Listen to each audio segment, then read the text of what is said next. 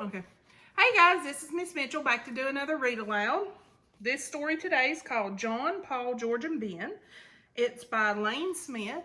I think you guys will enjoy it. It was my nephew's, one of his favorite books that he read growing up. Once there were 4 lads, John, Paul, George, and Ben. Make that 5 lads. There was also an independent, Tom, always off doing his own things.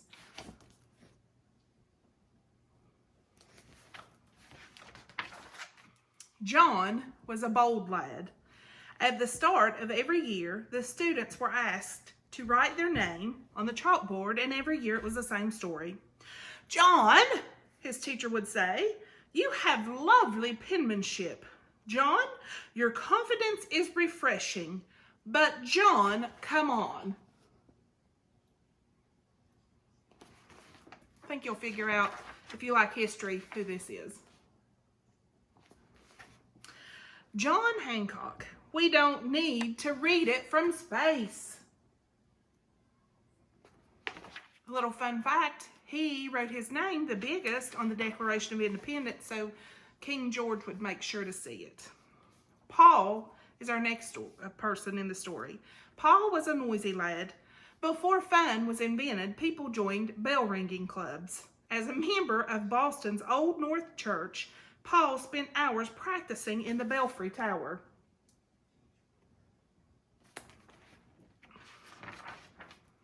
Over time, that bell ringing took its toll on young Paul. All day, his head was filled with loud bings and bongs. He had to practically scream just to hear himself talk. Now, that's fine around the belfry, but not at work.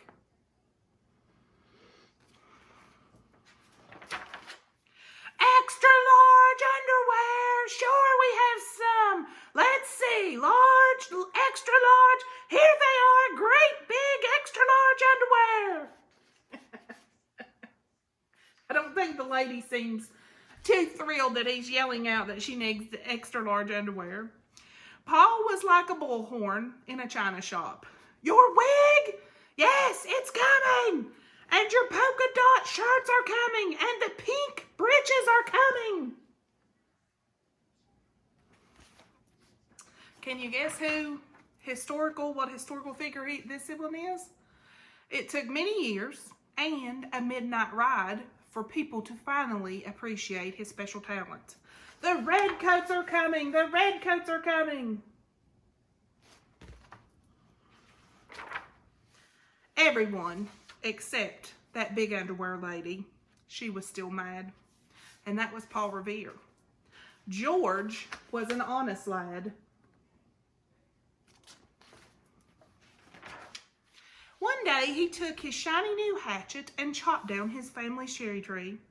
When his father discovered the tree, he asked, "Son, do you know who killed this beautiful little cherry tree?" "I cannot tell a lie," answered George. "'Twas I who chopped down the cherry tree."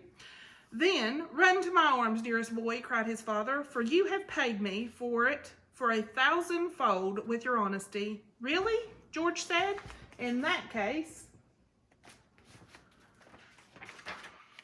when I tell you I've taken out the apple orchard, leveled the barn, and made kindling of your carriage, you'll be a wealthy, wealthy man."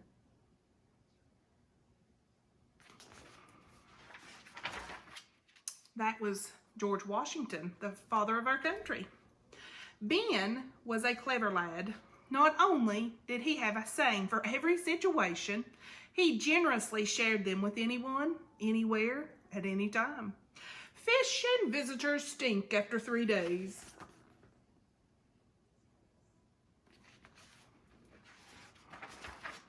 He considered it his duty to provide frequent, free advice. "The sleeping fox catches no poultry. Those who in quarrels interpose must often wipe a bloody nose. If your head is wax, don't walk in the sun. 3 can keep a secret if 2 of them are dead." The townsfolk were so taken by his generosity, they come up for a saying, especially for Ben.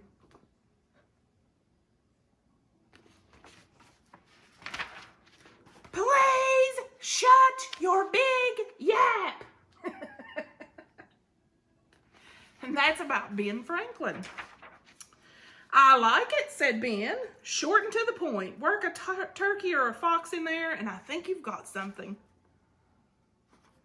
Tom was an independent lad.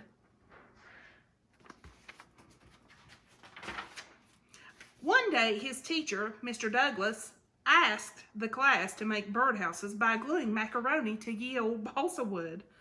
Tom happily ignored him and used traditional building materials in a neoclassical design. When the class made a palm tree, Tom took one look and said, "Not on your life," and quickly left.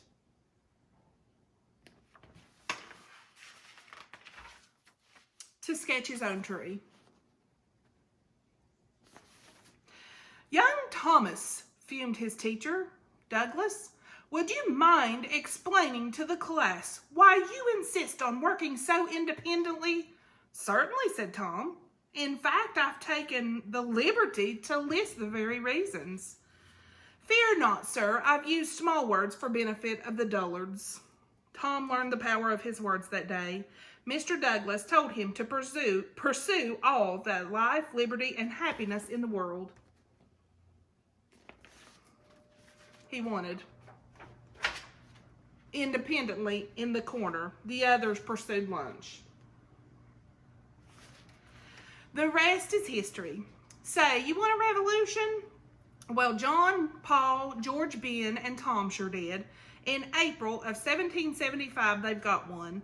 The Redcoats were coming. In fact, King George III's army was marching to Lexington and Concord to arrest John and the other Sons of Liberty. Fortunately, Paul Revere was a noisy man. After his midnight ride, every minute man, woman, and child knew who was coming and what they'd be wearing. It was the start of the Revolutionary War. The Americas needed to formally state their separation from the king. Who better than Thomas Jefferson, an independent man, to write the Declaration of Independence? Simply signing such a document was treasonous and dangerous. Ben Franklin, a clever man, said it best. We must all hang together, he quipped, or assuredly we shall all hang separately. One might think twice about signing his name. Not John Hancock. A bold man, he was the first to scribble his autograph, and man, just look at the size of that John Hancock. The war was won thanks to General Washington. Everyone thought he would make a great king for the United States of America. But George Washington was an honest man. The last thing we need is another King George, he said. President George, however, has a nice ring to it.